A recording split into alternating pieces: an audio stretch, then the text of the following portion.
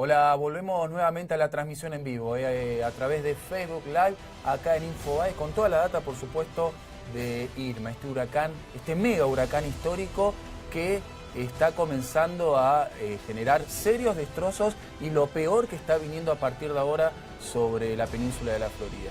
Y para saber un poquito, a ver, lo que nos interesa y mucho, ¿qué efectos tiene este tipo de fenómenos en las personas, en la población? Estamos con la doctora Celia Antonini, que nos acompaña en este momento y que nos va, ella es psicóloga y nos va justamente a enseñar seguramente de, a ver, Celia, ¿qué pasa en la cabeza de una persona cuando se avecina algo tan monstruoso como un huracán de este tipo? Mira, Alfio, estas situaciones, estos desastres naturales son los más difíciles de manejar y es la situación más difícil que puede atravesar una persona. Vos me decías fuera de cámara, a ver, hay un montón de desastres naturales que pueden ser graves para la psicología de una persona.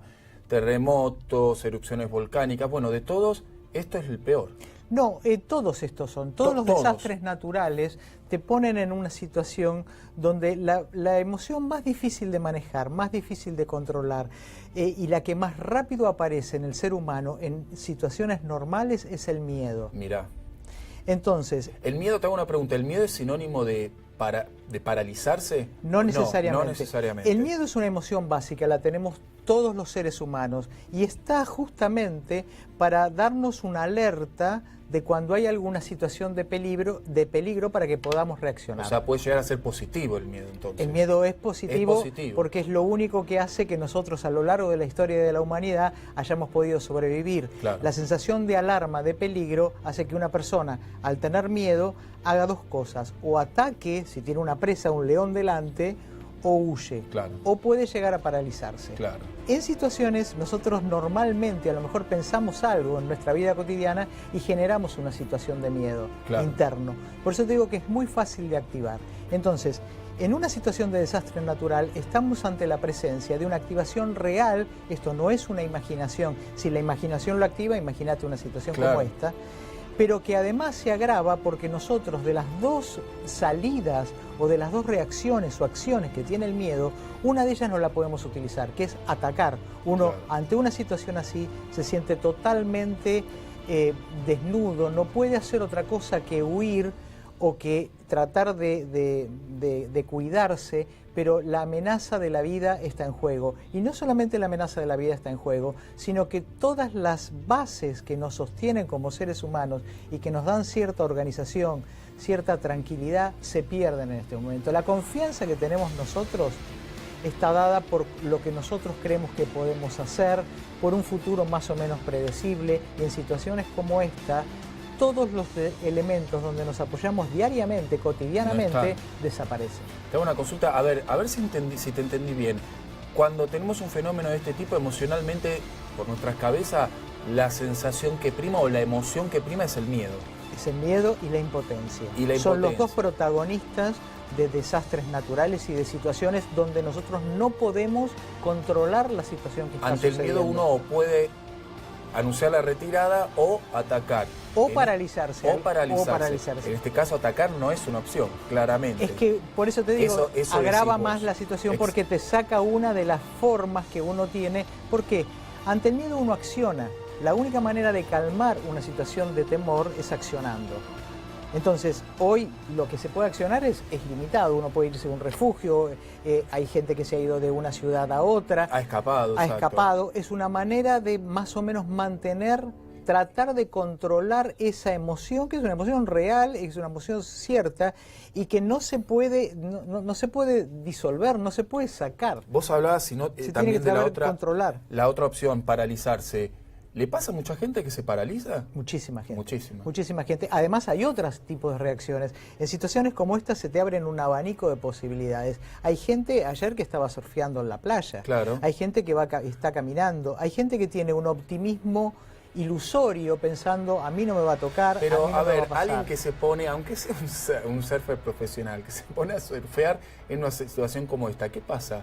¿Está atrofiada la emoción del miedo o no, hay algo que lo supera? No, hay gente que situaciones como estas, los que hacen, por ejemplo, las personas que hacen deportes de alto riesgo. Que están en búsqueda constante de adrenalina. Exactamente. Claro. Estas situaciones lo que hacen es incentivarlos a que hagan algo porque les parece de lo más excitante. Bueno, en estos días en una de las islas caribeñas murió un surfer profesional que tuvo un accidente al justamente hacer este tipo de acciones que vos estás diciendo, ¿no? Porque buscan la adrenalina, les parece un momento fantástico, claro, inigualable, irresistible, pero hay otros que no lo hacen por eso.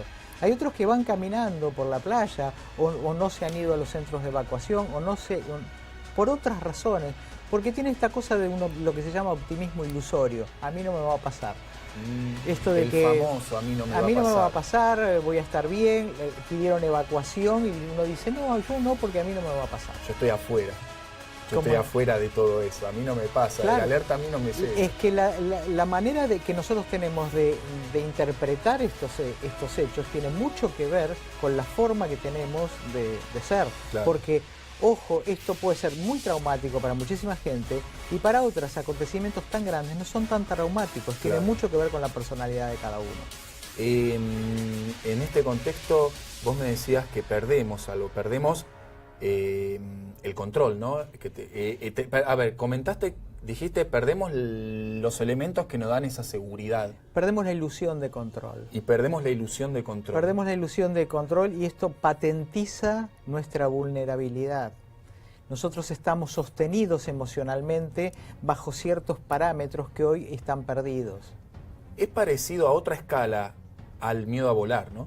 No. ¿No? El miedo a volar tiene que ver con la gente que tiene mucho miedo. ¿Sabes por qué te lo comento? Porque me pasa a mí.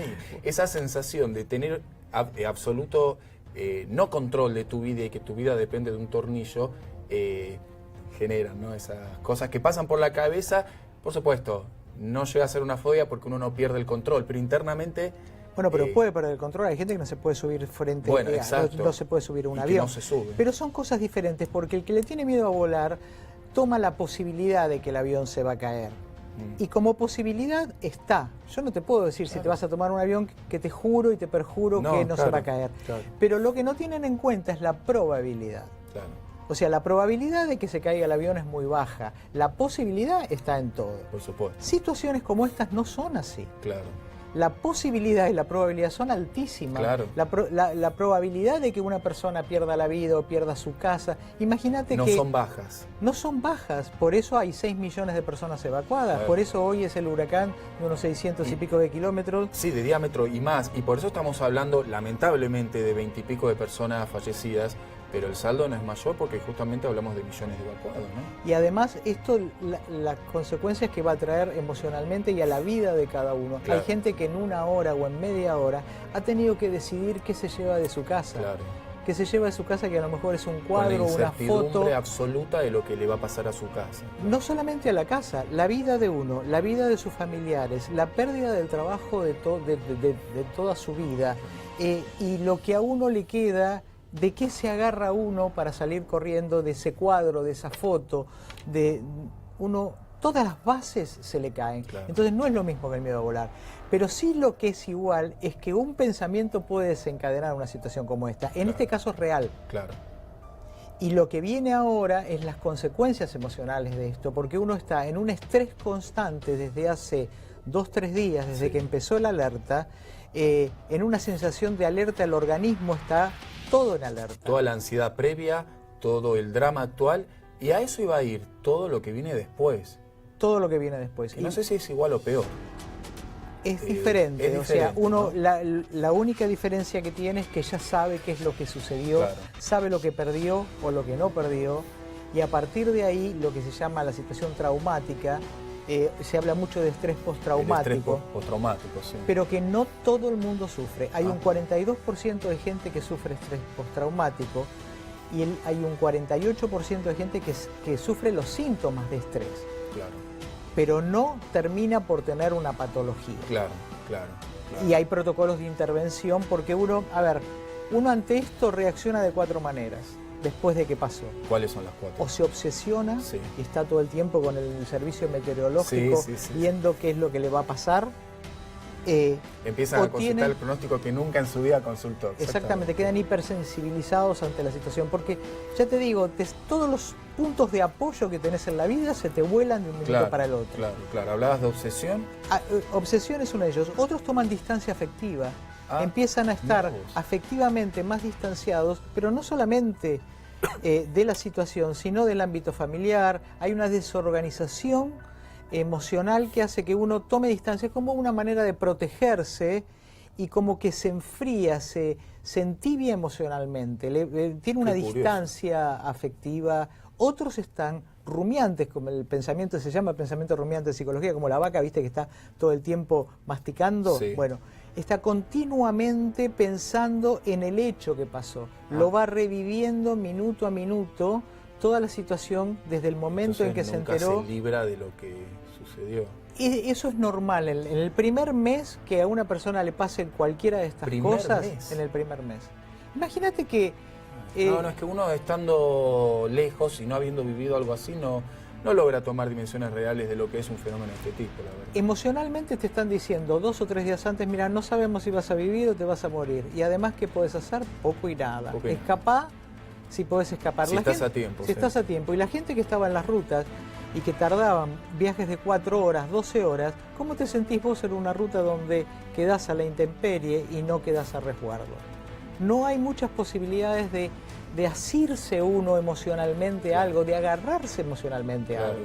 Independientemente además de la pérdida de daños materiales y a lo mejor del trabajo de toda tu vida. Pero ya eso es después. ¿Cómo hago para vivir? ¿Cómo hago para sobrevivir? Y si sobrevivo yo y no alguno de mis familiares, ¿cómo hago para escaparme? Ahora, hace un rato veía en televisión que había un señor que estaba en la calle sentado mirando el espectáculo. Bueno, esa persona piensa que está fuera de... Es lo que decías vos de... no me acuerdo qué término utilizaste, pero el que no es consciente del camino me va a pasar, ¿no? Sí, es un optimismo ilusorio. El optimismo iluso, no me salía. Ilusorio, porque es optimista, piensa que a uno no le va a tocar, no es un optimismo realista. Fundamentado, exactamente. Es cada uno de nosotros vamos a reaccionar de acuerdo a la personalidad. Hay gente que el ayudar, el acompañar, el estar con los otros... Es fundamental. ¿Sabes por qué? Porque lo mejor y lo más rápido que calma una situación de miedo... Son los afectos. No, es hacer algo. Es hacer algo. Es la acción. Mira. Es la acción. Cuando vos estás sentado esperando, es la peor, el miedo que tenés, no puedes hacer nada con eso. En cambio, si yo estoy en un refugio, ayudo a la gente... Ahora, qué difícil lo que decís, porque vos estás en un refugio, mucho no podés hacer. Sí, pero podés hablar con los otros, podés acompañarlos, podés leer, podés calmarlos, estás en actividad. Hay que buscar canales de... No estás sentado esperando el noticiero mirando si tu casa se va a volar o no se va a volar. Entonces, el acompañarse con los otros, siempre hay un otro que a lo mejor está peor y uno dice, bueno, pero le está diciendo al otro lo que uno tal vez quiere decirse a sí mismo. Claro, buscando canalizar con las cosas que te gustan o eventualmente interactuando con... Accionar. En cualquier... Por ejemplo, los que empiezan a tapar las ventanas, hacer.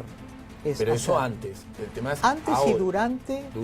El mejor antídoto, no es un antídoto. La mejor manera, la manera más rápida de calmar una situación de miedo de esta envergadura, porque imagínate que viene la ansiedad, la angustia, el miedo y el pánico. La ansiedad, la angustia, el miedo y el pánico. Eso en realidad son todas del miedo, pero el pánico, uno llega a situaciones de pánico y en el pánico, todas las personas que entran en estado de pánico tienen conductas que no pueden controlar, no tienen manera, es como que está secuestrado por la emoción. No todos llegan al pánico, claro. No todos llegan al pánico.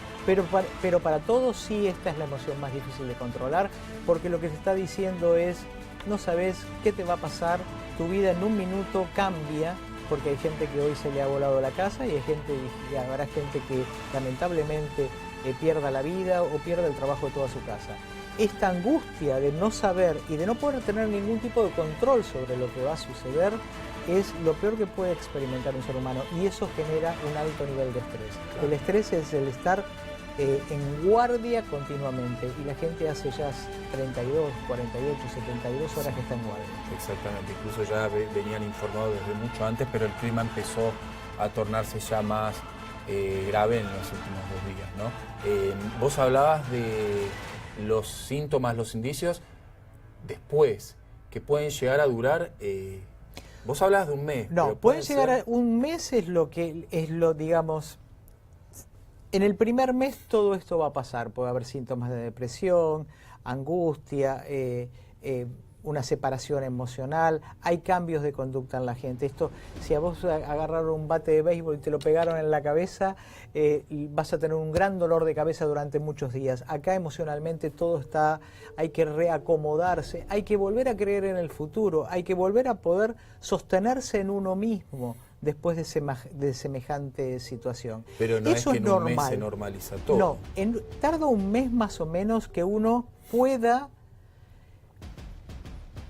recuperar el equilibrio emocional.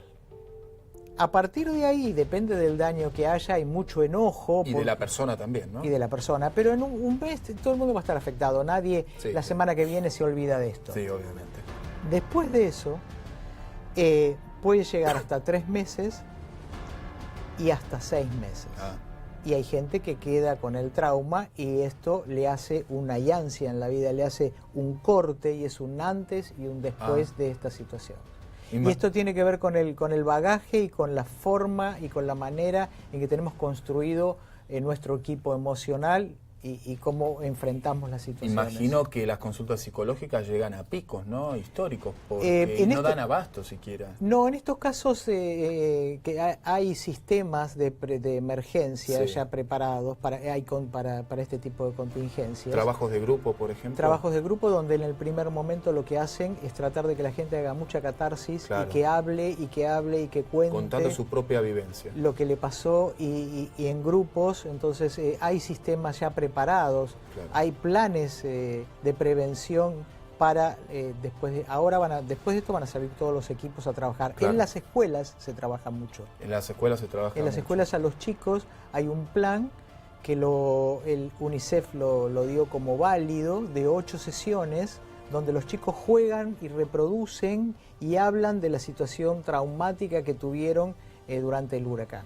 El huracán o un terremoto. Claro. Hay protocolos de intervención psicológicos que no es que uno espera que la persona vaya, porque convengamos que no son personas que están enfermas, son personas normales, totalmente sanas, que a lo mejor reaccionan de manera anormal para una situación anormal. Y que están dañadas por lo que pasó. Entonces sí hay muchos protocolos de intervención que se hacen y sobre todo para los chicos hay que automáticamente, ya después la semana que viene, cuando todo el mundo retome las clases, empiezan a trabajar sobre esto para que no haya justamente un daño a posteriori y tengan que tener un estrés postraumático o tengan consecuencias emocionales severas a lo largo del tiempo. Ahora, Leo Flores, periodista argentino en Miami, que nos muestra el ahora, ¿no? El minuto a minuto de lo que está pasando en Miami. A ver, él mencionó, Celia, una palabra que vos tocaste antes, el miedo. El miedo es inevitable. Es inevitable y todos lo tenemos. Todos los tenemos y es el momento en el que uno tiene que tratar de controlarlo únicamente, porque no puede evitarlo, porque la situación es real. Están todos los sistemas de emergencia diciendo los riesgos que hay, las posibilidades que hay de lo que está pasando. Entonces no es una situación que uno dice, bueno, míralo de otra manera. O sos un miedoso. O sos un miedoso, una cosa que uno dice, bueno, a lo mejor no sé qué me va a pasar el mes que viene, y entonces uno dispara rápidamente. Un pensamiento hace que uno pueda llegar a una situación de mucho miedo.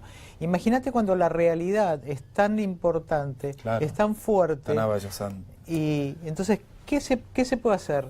Hay que controlarlo, hay que tratar de saber que uno está así, saber que es lógico que esté así, pero tratar de buscar la manera de sostenerlo, de controlarlo, de ayudarse a pasar este mal momento de la mejor forma, pero no se puede evitar.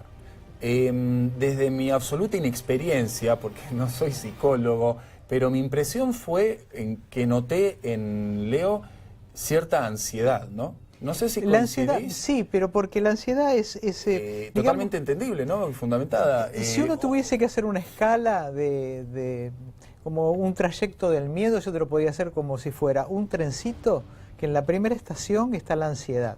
La ansiedad es ese nerviosismo que uno tiene, esa inquietud que no sabe muy bien dónde ponerse, pero que no te impide hacer las cosas que tenés que hacer. Claro. O sea, no te invalida. Claro. Esa es la primera. Si uno se baja ahí, queda ansioso, por decirlo de alguna forma. Si sigue el viaje, entra en lo que se llama la angustia. Al estar con angustia son los mismos síntomas de ansiedad, los mismos síntomas que tenía, agregados otros, que es la opresión en el pecho, esta sensación de que uno no tiene dónde ponerse, empiezan a aumentar los síntomas físicos, y a mayor cantidad de síntomas físicos se sigue avanzando. Y el último... La siguiente estación es el pánico. Es el pánico. Es el pánico. Y ahí ya hablamos de otra cosa. El pánico hace que uno no tenga ninguna situación de control, mentalmente queda secuestrado por la emoción. El nivel de miedo es tan alto... Qué palabra, ¿no? Totalmente invadido, secuestrado por... Exactamente, no tiene formas mentales. Es como que el sistema emocional, el centro de las emociones, que hay un centro de las emociones, le gana al centro de control, le gana la pulseada. Uno queda totalmente secuestrado por la emoción. Y tiene una serie de cantidad de síntomas físicos que se asemejan a lo que es un ataque cardíaco. Hay mucha gente que entra a un sanatorio con síntomas cardíacos y en realidad lo que tiene es un ataque de pánico. Tenés entumecimiento en los brazos, palpitaciones, sudoración, sentimiento de muerte súbita. Es un descontrol, es el miedo en su máxima en los dedos, ¿no? Las extremidades de los dedos. Entumecimiento, cosquilleo en brazos y en piernas. Es una descompostura física, ya no es emocional, ya no es mental, es física, y eso ya es un ataque de pánico. Pero hoy una población, hoy lo que está pasando, hay gente que llegará al pánico, pero porque naturalmente hay gente que ya tiene características anteriores a esto que está sucediendo que son más fáciles de disparar, pero fundamentalmente todos, ansiedad o miedo, ansiedad o angustia la tienen todos. El tema es tratar de no llegar al pánico. Ahora, por ejemplo, en el caso de Leo, que recién lo estábamos entrevistando, parecería que él está en la primera estación nada más, ¿no? Sí, claro, tiene un control, está trabajando, tiene un control. El tema, por eso se trata acá de cómo cada uno puede hacer para controlar lo que le está pasando. Pero podría pasar que durante, en las próximas horas, o inclusive después que haya terminado el huracán, pase a las siguientes estaciones, aumente la cantidad de síntomas tal que pase o se sumen la angustia o eventualmente el pánico. No, en general no. En general, si la situación hoy es amenazante en este momento y uno tiene un cierto nivel de control, o sea, miedo tenemos todos. Lo que pasa es que hay un miedo que puedes controlar. Los momentos en los que se pueden llegar a sumar la angustia y el pánico es hoy. Sí. O antes. O antes. La angustia anticipatoria de lo que pueda llegar a pasar. El después no, porque cuando la situación ya está, cuando vos viste el destrozo o no, uno se calma porque ya sabe con qué se encuentra. El problema está en que hoy el futuro para 6 millones de personas o para todo el estado de la Florida es totalmente incierto. Y nosotros... La angustia sí podría igual aparecer, ¿no? La angustia la tienen todos. La ansiedad y angustia... El tema es los síntomas, ¿no? Si se manifiestan... Claro. Bueno, no es cierto. La angustia no la tienen todos porque hay gente, como decíamos, que a esto lo toma como una cosa de aventura y de experiencia, pero es la mínima. La gran mayoría. La gran mayoría. El tema, ya te digo, lo mejor que se puede hacer es tratar de hacer cosas, no quedarse sentado mirando la televisión. Es como el apocalipsis, ¿viste? Estar sentado mirando qué es lo que me va a pasar, cómo me va a pasar, si me va a pasar. Eso es un generador de angustia continua. Claro. O sea, sí. Sí, no, decime. Te vas dando manija, te vas diciendo la cantidad de posibilidades mentalmente, que los escenarios que nosotros mentalmente son infinitos. Y de acuerdo al escenario que vos estés haciendo mentalmente, va a ser cómo más se pueden llegar a descontrolar esas emociones que, ya te digo, son sanas, son los mecanismos que tiene el ser humano de alerta para situaciones de peligro. Y hoy los tienen todos encendidos. Claro. Celia, antes de la comunicación con Leo, tocamos un tema que dejamos ahí, que me gustaría retomar. Vos hablabas del después, cuando esto pase esta noche, el pico pase esta noche, pero mañana los vientos van a seguir muy fuertes, las precipitaciones, las lluvias intensas probablemente se intensifiquen después. Yo diría que la situación climática se va a normalizar recién, como mínimo a partir del martes. Ahora, a partir de ahí, habrá pasado lo climático, pero viene todo el después. todo el tema psicológico, pero antes de lo psicológico el tema real, ¿no? Los destrozos, toda la reconstrucción que haya que hacer, que haya que afrontar. Y vos hablabas, por ejemplo, el tema de la vuelta a clases, la educación. ¿Cuánto tiempo, por ejemplo, tenés idea, teniendo en cuenta también lo vulnerable que son los chicos, puede llegar a tardarse en normalizarse las clases? Digo, teniendo en cuenta la vulnerabilidad de un menor, lo mejor es tratar de normalizar lo antes posible sus actividades cotidianas. Sin duda, porque el menor tiene una ventaja que no tenemos nosotros, y es que nosotros tenemos una serie de proyecciones mentales que el menor no tiene. O sea, nosotros llegamos más rápido a las situaciones de desastre y de catástrofe, y muchas familias, la mayoría hablaban hoy de quienes evacuaban con chicos, y a veces cuando los padres pueden contener y sostener, los chicos no tienen dimensión de esto, claro. Por lo cual el impacto a veces es menor. También depende de cómo son los padres. Claro, pero si pasa esto es ideal, claro. Pero si pasa esto uno lo saca porque va a venir una tormenta, pero los chicos no saben lo que significa, los padres sí. Claro. Entonces pueden tener, a diferencia de los adultos, un menor impacto. Claro. Salvo que estén expuestos a la intemperie o que tengan obviamente otro tipo de situaciones, muerte de familiares, la casa destruida, pero si no pasasen esas cosas, en general pasan por una situación así con menor impacto. Claro. Y la vuelta a clase y la regularización de las actividades es lo más, cuanto más rápido uno... ¿Sabes qué pasa? Uno pierde la normalidad. Claro. Pierde toda la normalidad. Uno ya no vive, como no sabe qué día va a ir al trabajo, cómo claro. va a ir, con quién se va a encontrar, si va a estar la oficina. Entonces, poder recuperar la cotidianeidad, que eso hace que una persona se sienta segura. Claro. Cuando vos te levantas a la mañana tenés... Pero fíjate qué nivel de... estamos hablando, ¿no? O sea, la primera incertidumbre es, no sé si mi oficina va a estar, quizás ni mi casa. Sí, estamos hablando de situaciones bastante buenas, porque hay gente que va a perder la vida en esto. No, claro, entonces, pero la gente que ha escapado y a ver cómo estará mi casa cuando vuelva, ¿no? Después de ver el daño, cuando uno más rápidamente vuelve a su vida de todos los días, más fácilmente se recupera. ¿Por qué? Porque nosotros mentalmente estamos sostenidos claro. en una situación de que sabemos lo que vamos a hacer hoy, lo que vamos a hacer mañana. Tenemos un futuro más o menos predecible. Claro. Y las actividades, la cotidianeidad, el llegar a casa, lo nuestro... Son un sostén de seguridad. Nos hacen sentir seguros, claro. Por lo cual, a tu pregunta, un chico si pudiese volver más rápidamente a sus actividades, sería fantástico. Celia, tengo una consulta que por ahí nos saca momentáneamente el tema de los huracanes. Vos me hablabas de las emociones, el miedo sobre todo, que nace ante un fenómeno climático de esta envergadura.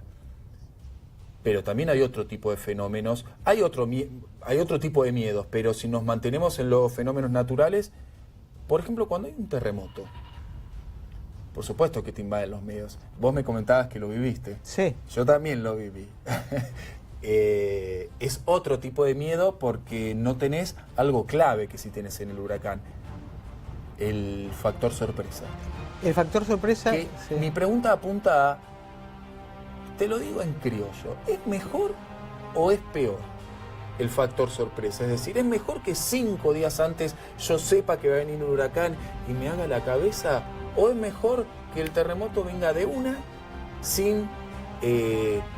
taladrarme la cabeza, si se me permite la palabra, 5 días antes, pero claro, en el momento, en sus casos de aquellos? Mira, emocionalmente los dos son malos. Uno, la ansiedad anticipatoria que uno tiene o la angustia anticipatoria a lo que va a pasar no es buena. Pero si vos me das, yo mi opinión es que es mejor saberlo. ¿Por qué?